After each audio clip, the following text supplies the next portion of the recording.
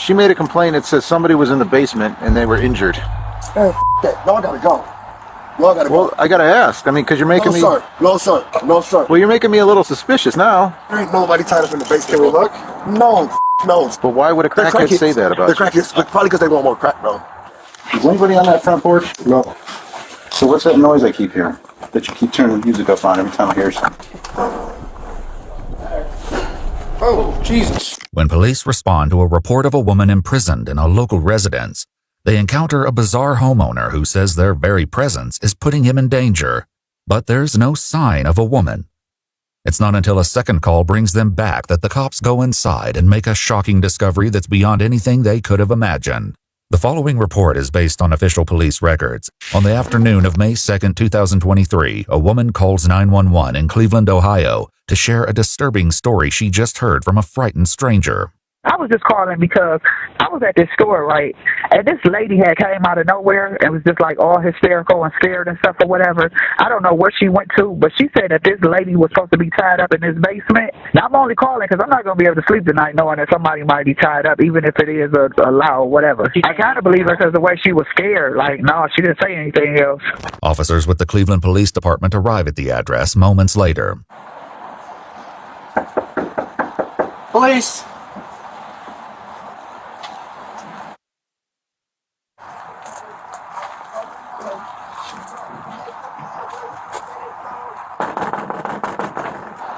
There's music coming from the back.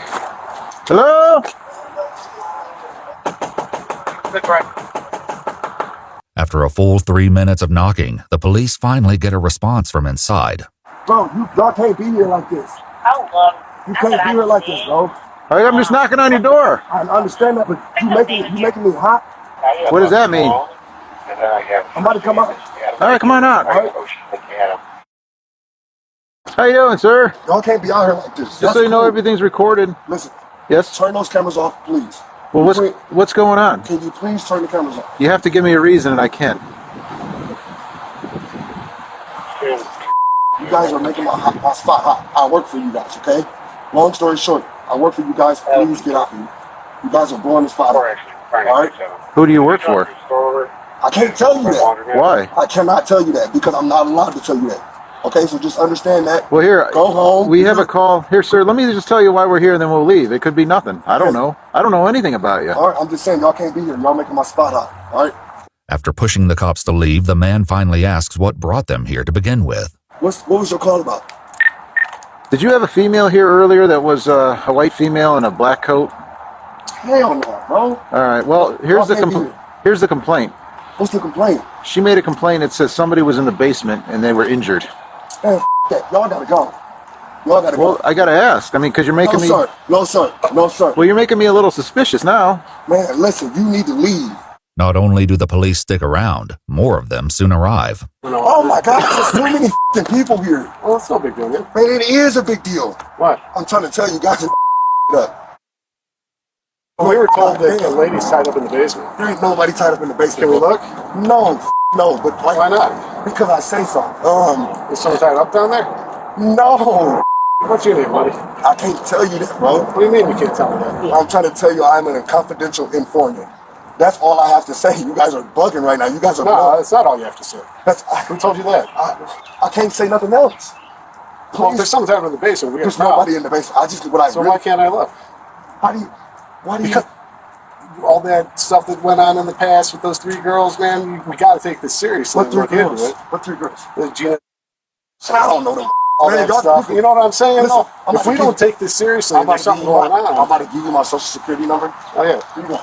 Stop. Please don't do that. We're not going in without you. Yeah, you can't do that. Tell him please not to do that. While the man appears to believe that his status as a confidential informant puts him above suspicion, the police don't share that view. Detective Smith, please, go. Which Smith? Detective Smith. The one in... 2nd District. Okay, that's how you know I'm not...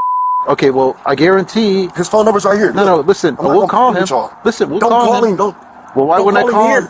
Listen, will you stop talking for a moment? I can't, bro. My life is on the line. Who's on the line? All you had to do was talk to us. You're the one who came outside. Y'all don't know what's going on, baby boy. That's all I'm saying. Listen, I got once drug again... dealers and everything that drive past here, and I got 5 cars out here. All right. Y'all about to get me killed out this. Why are you acting this way? You understand why I'm acting this way, dude? No. If we have to call Detective Smith and say, hey, do you think this guy would have a girl tied up in his basement? He's gonna say no. Is he? 100%, bro. He's willing to risk his career for all that? You think I'm... Oh my gosh, you're gonna take a crackhead's word over Detective Smith's word, right? I haven't spoken to Detective Smith. Well, you're gonna talk to me. He's gonna let you know what's going on. I was down there for an hour with him yesterday. Okay. I just left my probation officer. But why would somebody say that? Crackheads. But why would a crackhead say that about the crackheads? Probably because they want more crack, bro. Do you have crack? No, I'm not gonna. Why would I say that? Why would you ask me that on camera? I don't know. Why would you do that to me? I know I don't have no crack. It's my job. Well, why would the crackhead be here then? This man is wild. And the most confidential informants don't come screaming out the back door, I'm a confidential informant, do they? Despite the suspicious circumstances, the police sergeant lets the man, Delonte Edmund Geiger, go back inside his home while the other cops contemplate what they've heard. Have you ever, actually dealt with a confidential informant? Yeah. And every time they're up to no good and they're confident, that's what they do. That's how they act? Yeah, that's how they act. So, I don't know what's up. My only fear is there's somebody really in the basement. I actually think he's freaking out like that because he's... Up to no good. Yeah. He's gonna let us in. He's real sketchy. He said meet another guy, but you're coming to him, tell him you're on probation. It's a training thing. And then these guys will wait by the back door in case you scream for help. Like girls. Ah! Right.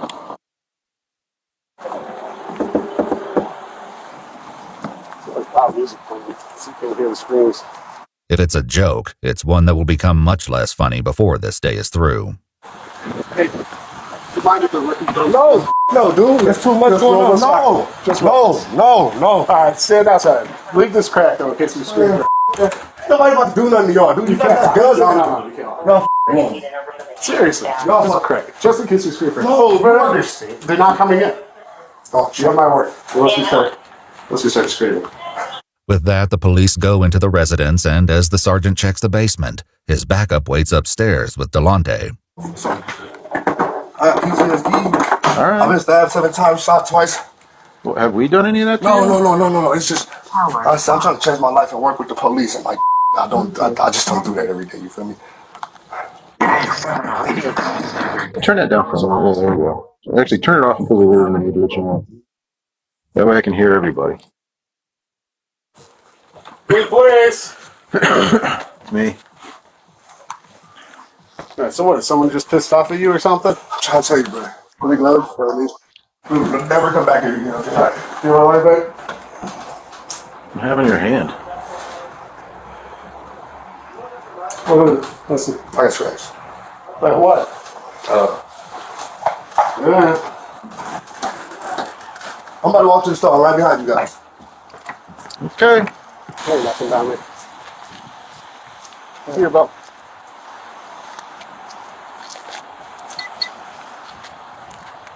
No cost. Okay.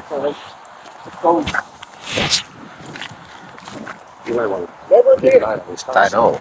As it turns out, the cops will be back sooner than they may have thought. That evening, a woman tips them off that Delonte showed her pictures of a woman being tortured and zip-tied to a chair, warning that he would soon do the same to her. The police go back to the house at midnight, and once again, it's not easy to get someone to the door.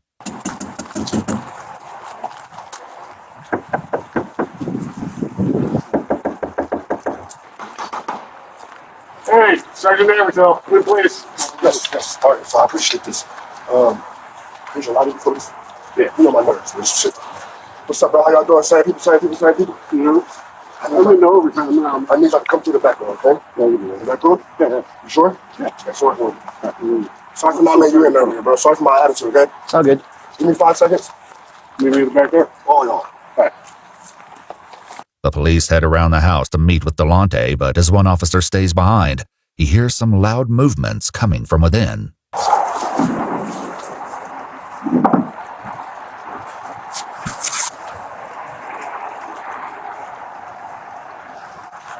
Delonte soon lets the cops in, and they head straight down to the basement to continue the search they cut short this afternoon. So, if you smell bleach or something, my nose doesn't always look good. Okay. I smell cat pee, so... The basement again seems to be absent of any victims, tied up or otherwise, but this time the cops are determined to search the entire house. James, my dog. Oh. I'll go in the house. I got toys all over. Y'all got some toys all over.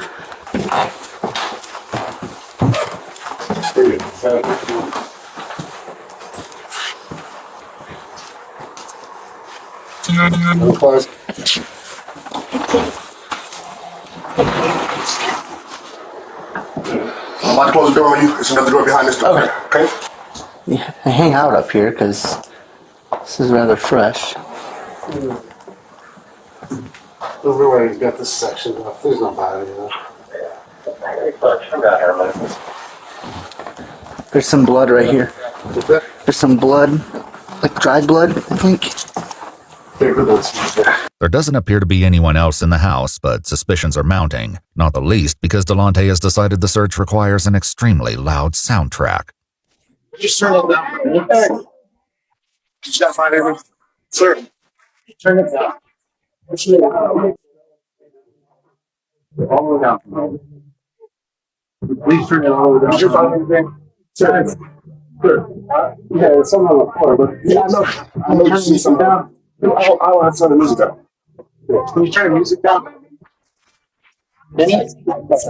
Still wait, so. How did you turn it from? Okay. Just put the handcuff on.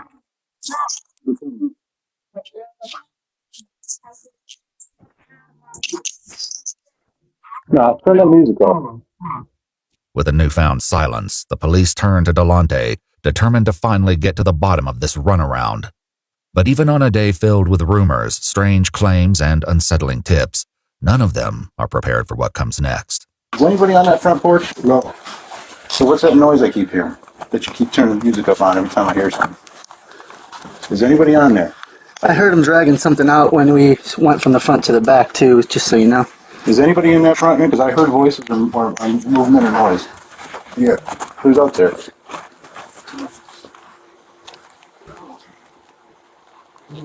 Who's out there? Sweating a lot. What is that? Can you hear it? Oh, please. Who's out there? Where are you at? She's under. There's a thing under. Remember I shined my flashlight when you guys went back there? Alright. Police.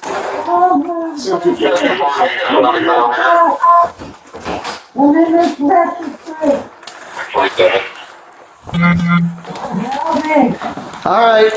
Yeah, I heard him sliding something under there when he went from the front to the back. Where you at? Where you at, man?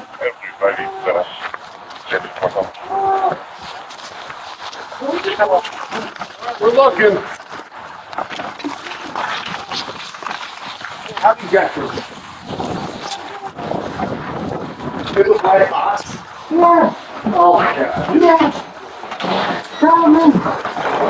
Tell me. Wait, no, something else.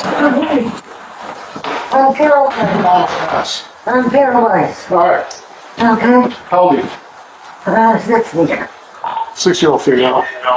Oh my god. Yes. Are you injured besides that? I'm paralyzed. You're paralyzed. I'm paralyzed. What's your name? Carol Cyrus. Is she like Carol? Carol? Alright, Carol. Not Carol.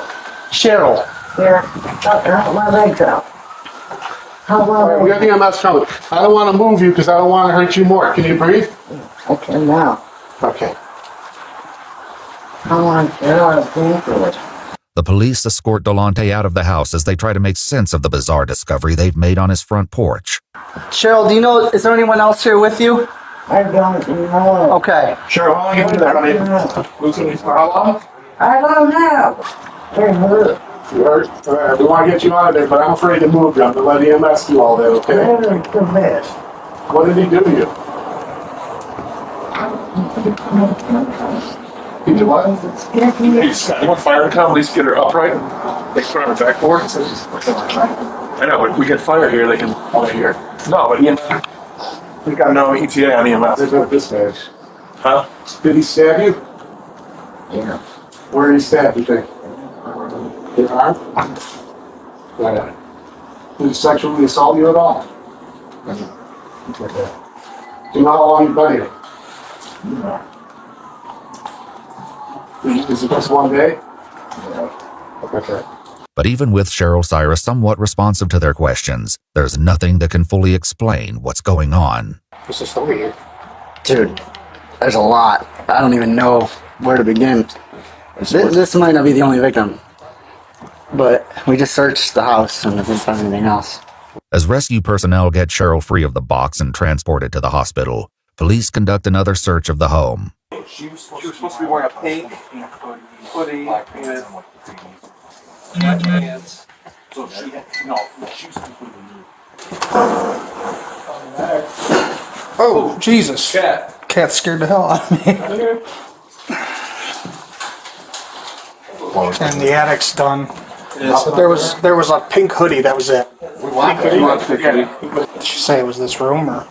She just said that like he was transporting her from like the basement up here and like that there was going to be an AK-47 in here, drugs. Yeah. We have to pull it apart and find a serial number. There's no sign of any other victims in the house, but the one they did find will give detectives more than enough to discuss with Delonte when they visit him in jail the following night. Obviously, we know some bad things did go down yesterday.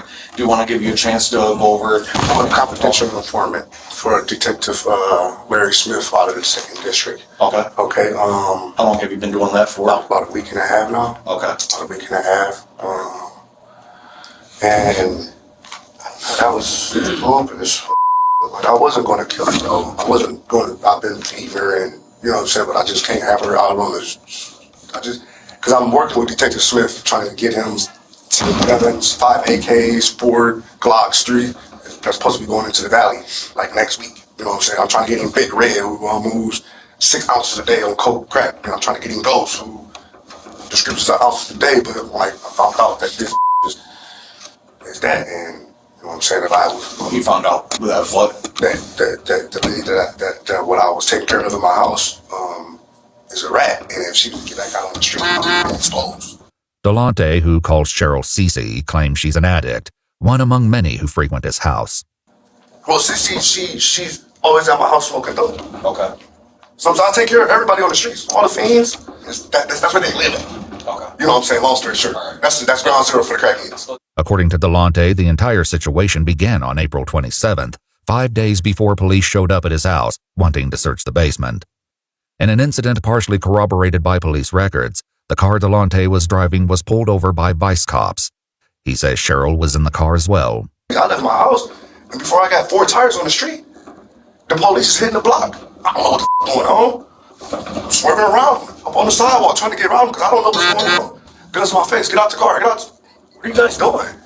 Turn the car off. Empty out your pockets. I ain't got nothing, bro. Y'all tripping like y'all just up. Like what's going on? I tell them, oh yeah, you better, we can get you for this. And since that note's right here, we're gonna get you for that, man. Listen, bro, I cannot go back to prison, bro. What do you need me to do? Delonte says that was when one of the detectives took his phone, programmed his number into it, and told him, "You're working for me now." But it was how the police treated Cheryl, the woman they would later find in a box on his front porch, that really got his attention. Detective told her, thank you. Bye. Okay. Detective Smith said, thank you. Bye. Keep on walking. Okay. Listen to the detectives as we all got out the car. The detective's like, you can go. Thank you. Okay. Okay. We didn't get searched. This crap about $200 worth of dope in the car and scale, and you didn't even get searched. He concluded that Cheryl had set up the traffic stop and would now know that he'd been turned into a confidential informant for the police. The next time Cheryl came over to his house, he decided he couldn't let her leave. And I feel like my life is in danger, bro. People have tried to kill me 3 times already. You feel me? I've been shot in my I don't mean my underarm, blood, all type of weird. It's crazy. I felt like I was gonna die if I didn't hold her for like 2 days and tell her, like, let her know what was going on. I beat her up, I fed her, showered her, all type of weird made sure she ate. But I just could not let her go back on the streets and tell everybody that I was working for y'all. Like everything that went through, like the time where you and Cece were together, like what happened during those days? I just punched on her, slapped on her, till her good. Punched on her, slapped on her, punched on her, slapped on her, punched on her, slapped on her, moved her from the basement to another room, fed her, showered her, gave her some water, put a blanket over her. I'm just telling you the truth, bro. No, that's fine. What else? No. Okay. Is that what you about to ask me? No, okay, I was about to ask you. No, like, were you giving her drugs and stuff like that? Why would I give her my drugs? Why the f would I do that? Man. I didn't know. Yeah, hell no. No. So at any point where was she asking to leave, different things like that? She has nowhere to go. Okay. She has nowhere to go. All she was just asking was why. Stop, I won't do it again. I'll never tell, Blas, please. I'll never tell. I know I deserve this, but I'll never tell. Like, that's the culture in the streets. While Delonte speaks to detectives, Cheryl lies in the intensive care unit on a ventilator in what the hospital classifies as declining critical condition. In addition to being on dialysis, she's suffering from swelling to the head and brain, broken ribs, a collapsed lung, and multiple spinal fractures. But according to Delonte, it could be worse. I'm gonna kill her. If would have been dead. Long story short, if I wanted to kill her, she would have been dead. So facts. Delonte says that, among other things, he had Cheryl sit down and write, "I am a snitch," and "I am a rat" over and over again. It's worth noting that while the police report from the traffic stop identifies 2 passengers, neither of them were named Cheryl. So when cops showed up the first time yesterday with you and stuff like that, they actually checked the basement. Yeah. She wasn't in the basement. She was upstairs laying down in the bed. So way down in the basement. So let me ask you, because there was a moment in time, I wasn't there, so I can't speak on it or anything. So there was a moment to where, like, you were still inside the house for a little bit. Did you have to call anybody to ask if you should let the cops in or anything like that? My detective. So then at that point he told you just to let them in if you want to check the basement. Yeah. He said they're not gonna, he said, case like, a matter like this, they're not going anywhere until you let them in the house and check the basement. If you don't, they're just gonna come back with a search warrant and check it anyways. I said, all right, back. 5 minutes. Tell them to come in 5 minutes. Took me 3 minutes to put her upstairs in the bed. And 2 minutes to let them in the house, and 1 minute for them to not do their job and go home. They only just wanted to search one room. They searched that one room. She wasn't there and they left. Okay. Stupid deal. All right. So. Right? You should search the whole house. Yeah. We found somebody's in the basement. Okay, come on in. Check down in the basement. Nobody's there. See you later, sir. Job. Y'all supposed to open up the tables, open up the refrigerator? That's a horrible job on the golf course. Horrible job on the golf course. I'll be the first to say it. A missing body. Pretty serious? Yeah. Do you think so? Yeah. All right, well, next time take it serious. After accepting Delonte's feedback on their police work, the detectives move on to the second visit to his home that night. Yeah, so the first time the police came, you said you moved her upstairs, right? And then she was upstairs. Obviously, the second time the police came, she was in that tote, right? How did that go down in between there? Well, they really wanted to check upstairs. Right, but I'm saying, how did she get in there? I put her in there. Okay. And put her downstairs and put her on the porch. Okay. The only thing else. Why'd you have the music going so loud? Just in case if she made noise, they wouldn't hear her. When Cheryl improves to the point that she can speak to detectives, she tells them that Delonte, who was her dealer, turned on her and accused her of being a narc. Over a period of days, he beat her, stabbed her, dragged her across the floor, broke a television over her head, and put her in several different containers. She says he also poured water on her to the point she couldn't breathe and fed her addiction so she could endure the pain. Even still, Delonte appears hopeful that this will mostly blow over. Are you going to try to help me or not? Well, like I said, it'll go from there once you see the judge and, like, the case starts moving forward. No, but you guys have to talk to the judge, though, and let her know that I am a confidential informant and that, like, I am working with the police. Like, I understand I'm in trouble, but what I need you guys to do is, like, help. Well, I'll put in the paperwork to let them know for her. You know what I'm saying? Okay. Because I like doing my job. I like my job. And, like, I don't want guns on the streets. I don't want drugs on the streets, and I can't do that if I'm in here. Then Detective Smith will buy me out. Believe it or not, if I get a bond, he'll come buy me out. You know what I'm saying? So I just need a bond. And DT Smith will come buy me out, and I'm going right back to work. But that doesn't happen, and Delonte is soon informed that his bond will be set for $750,000. News that he responds to with a middle finger at his hearing. 11 days after his interrogation, he's still in jail when he speaks to his mom on the phone. You think they lower my bond? If they lower my bond to like 200,000, dude, I got enough collateral to buy myself out. I already talked to the bill, by the way. He said, just bring me my collateral, bring me my dump truck, bring him my trailer, my tools, and I told where I had to put one of my businesses in, and I'm out. That's what he said. He said, you got to lower your bond. We just got to see tomorrow when you go to court. The worst outcome that comes out of this for you might be might be 5 years in asylum. But things turn out a bit differently. At a court hearing 6 months later, Cheryl Cyrus recounted the horrors inflicted upon her and told the judge that she remained 98% paralyzed and dependent on others for her basic needs. Delonte Edmund Geiger pled guilty to 1 count of felonious assault, 1 count of kidnapping, 1 count of possessing a weapon under disability, and 1 count of tampering with evidence. In November 2023, the judge said, "I've never seen an offense like this in my time on the bench," and sentenced Edmund Geiger to 16 to 20 years in prison with an expected release date of April 2039. He's currently incarcerated at the Trumbull Correctional Institution. If you'd like to see select new videos early and help us keep uncovering case files that rarely come to light, you'll find extra footage and unseen details on our Patreon. Channel memberships here on YouTube also include early access to select new videos.